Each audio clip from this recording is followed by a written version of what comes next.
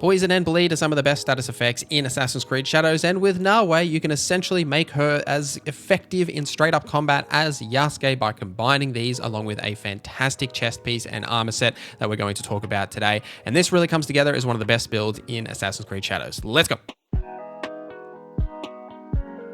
So basically what we're doing here is using a Tanto for poison damage and a katana for bleed damage. Now I'm going to tell you exactly where you can find all of this gear in a little bit, but ultimately we're starting out combat with the Tanto for the Shadow Barrage. Now Shadow Barrage is absolutely fantastic to allow you to avoid just taking damage and just wail on an enemy to trigger that poison effect. Once poison is active on the target, because poison lasts longer than bleed, whereas bleed is like a single, you build up that percentage and then it like pops on the target, whereas poison is like a damage over time effect. You want to apply bleed and then switch to the katana and then continually trigger a bleed pop on the target. Now by combining this with Noah's Masterstroke costume, spread affliction build up on afflicted enemy kill. So essentially here, when you defeat an enemy, that affliction will then pop off that target and spread to another enemy. Now by using this with the Bloodshade Katana, affliction build up is not lost over time. What this means is that you'll be able to then consistently trigger this bleed effect, as even if it only hits certain targets for like a little bit of affliction, you're still getting that build up. It won't delay over time. You can then trigger it when you're ready to focus on that target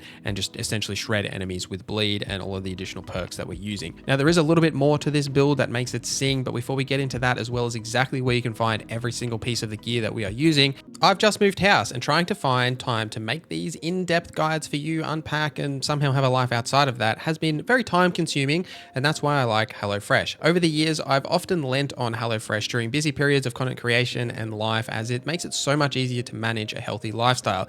Now with their biggest menu yet, with over 50 dinner options, even more market items, and now HelloFresh is giving all subscribers free breakfast for life. That means you'll enjoy a totally free breakfast item with every single HelloFresh delivery. HelloFresh has a ton of recipes. No joke, my partner and I have actually kept the recipe cards over the years because they're so good. Since we went vegetarian, HelloFresh is still able to support us as well, with options like fit and wholesome, family friendly, quick and easy, vegetarian, and more, tailored to your schedule by adjusting your delivery date and even skipping a week when you're not able to cook at home. With summer in the rearview mirror and busy days ahead, we're all craving wholesome meals that can save us time and money, and HelloFresh has something for everyone. Each box is fully customizable to fit your preferences and includes pre-proportioned ingredients. So if you haven't tried HelloFresh, it's absolutely time to do so. Scan the QR code on the screen or use my link in the description down below and the code on the screen to receive 10 free meals plus a free breakfast item for life. Thank you, HelloFresh, for sponsoring this video.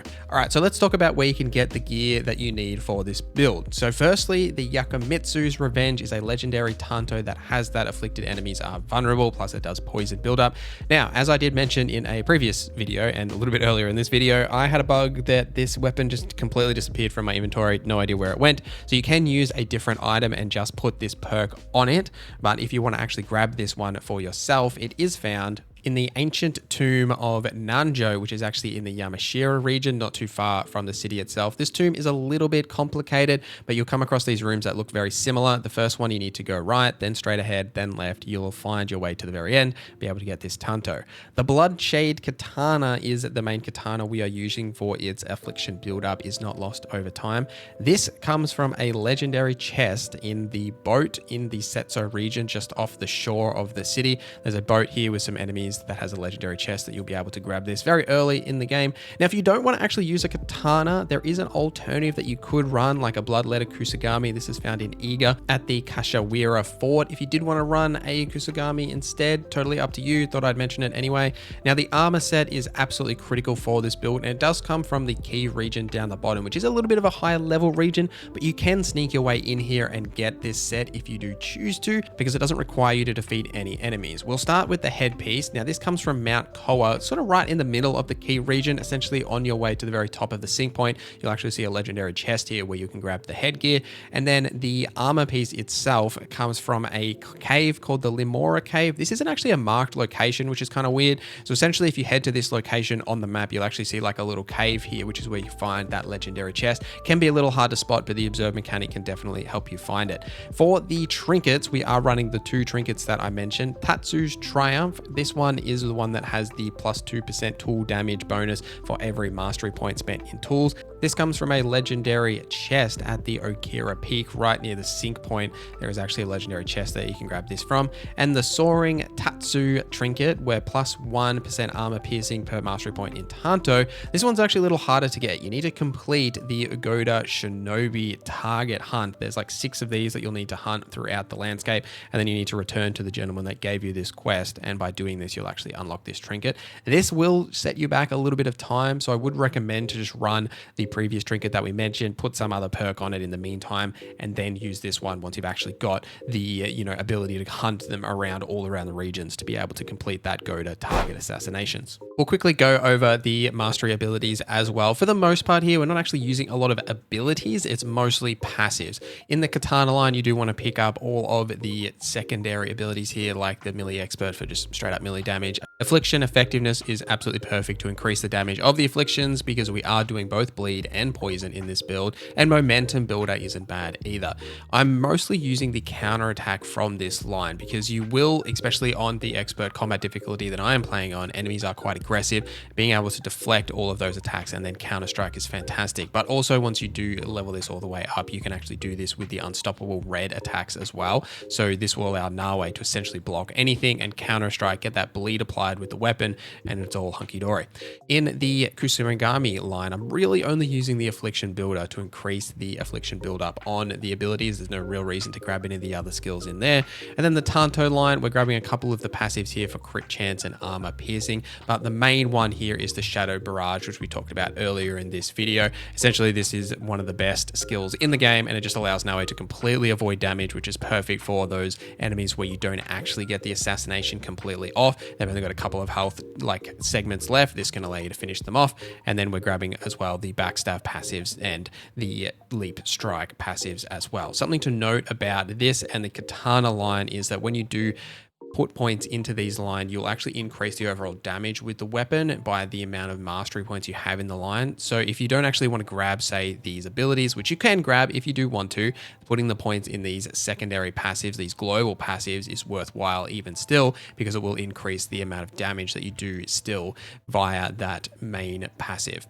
In the Assassin's tools, we're essentially picking up everything here. There's not actually a ton to specifically talk about. Obviously, you want all of the assassination damage, the armor piercing, everything that you can grab from these lines is absolutely well worth doing, as well as the passives for your damage with the tools and the larger toolboxes so that you can carry more of these. And then the tool affliction proficiency to increase the affliction builder with tools by 9%. Obviously, we want to grab that as well. Nothing too much to say here about the Shinobi line overall. This is really just passives that you want to grab. I am quite a fan of heightened senses, so I do recommend to grab it. It does definitely help in avoiding contact with enemies while you're stealthing around, but nothing too specific that you need to grab in this line.